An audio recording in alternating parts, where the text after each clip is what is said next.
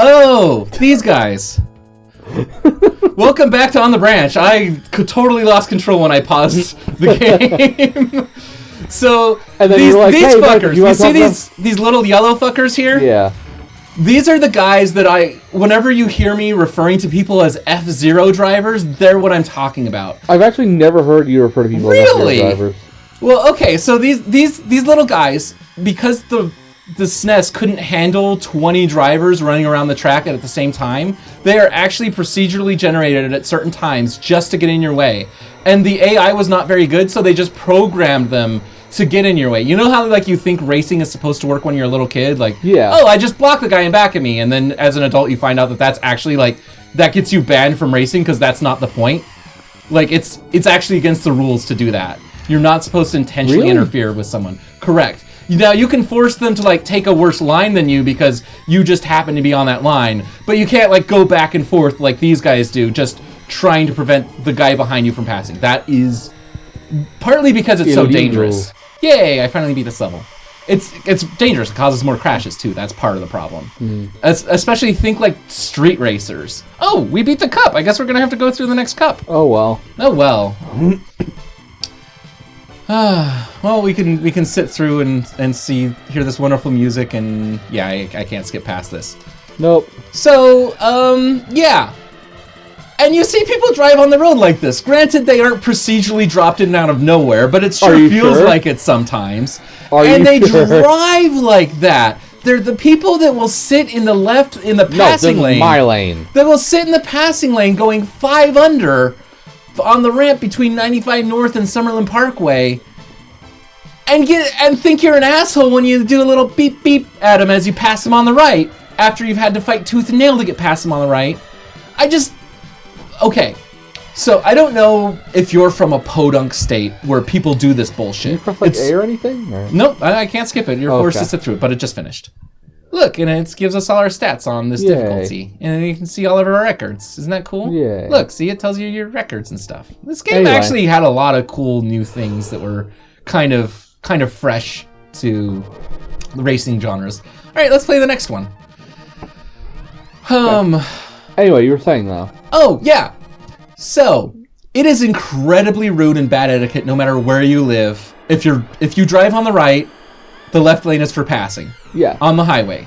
That is America. That is standard etiquette. That's not law everywhere, but it is law in Nevada because we got tired of people coming in from Northern California and rural Oregon and Idaho and driving like this. Because this is how they drive in Idaho. They do this shit all the time where, the semi is going 5 under, but I only want to go 4 under, so I'm just going to take 5 minutes to pass this semi. That's a super Idaho thing to do. We call that potatoing in this family. And yeah, and that's I guess that's the end. It kind of petered out there, didn't it? It makes me kind of wonder though, because like I think Nevada is the only one that has that law.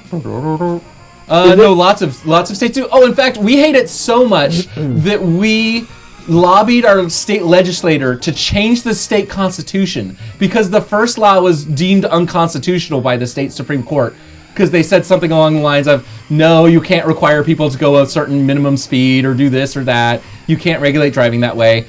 And the state Senate and the people of Nevada got together and said, fuck you, it's bullshit. No, people do not have the right to infringe on my free travel. Because that's what someone's doing. Not only are they being incredibly reckless, because let's face it, if you're doing that bullshit, it's because you're not paying attention. Exactly. You're on your cell phone, you have locked into the into another car that's in your peripheral vision. See what I mean about these guys? They're just assholes. Yeah. They have locked into somebody in their peripheral vision and are just going the same speed as them. And Jamie's dad used to have a great phrase for these people: rolling roadblocks.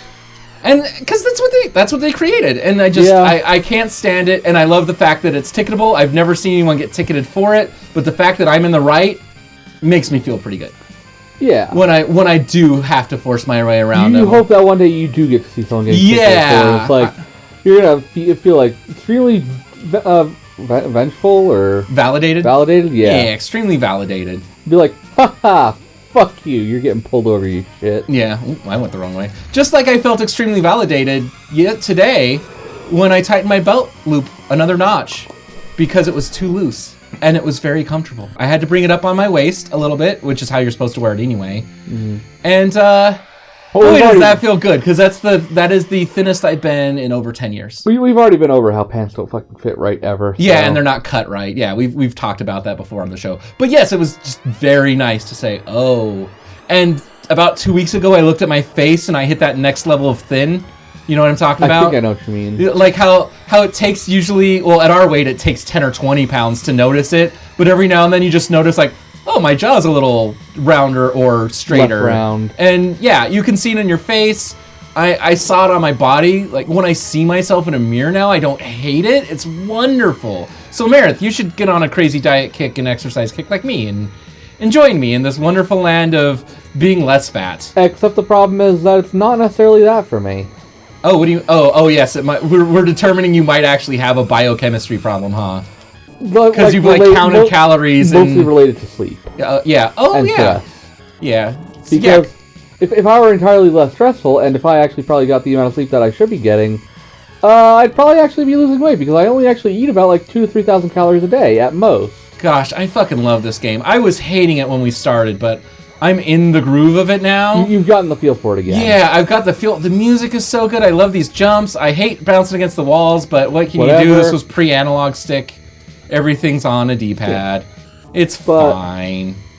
But yeah, it's just like, God, I really wish my fucking insurance would let me get this surgery. You wish your insurance company was not trying to kill you so they didn't have to pay for the surgery, you mean? Yeah. Because that's what they're doing. They kind of should realize, though, that, like, if they kill me, then I'm not paying into their insurance. Yeah, they should also realize that if they kill you, me and your family are definitely suing them for a wrongful death. Yeah. Because this is very much insurance malpractice, which is a thing you can sue over.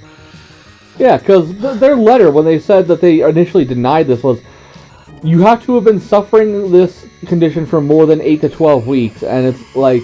I first reported it in January. Yeah, and you first reported it in January of 2019, and it is December 2019. Like, literally, you reported it, and their first denial was more than 12 weeks ago.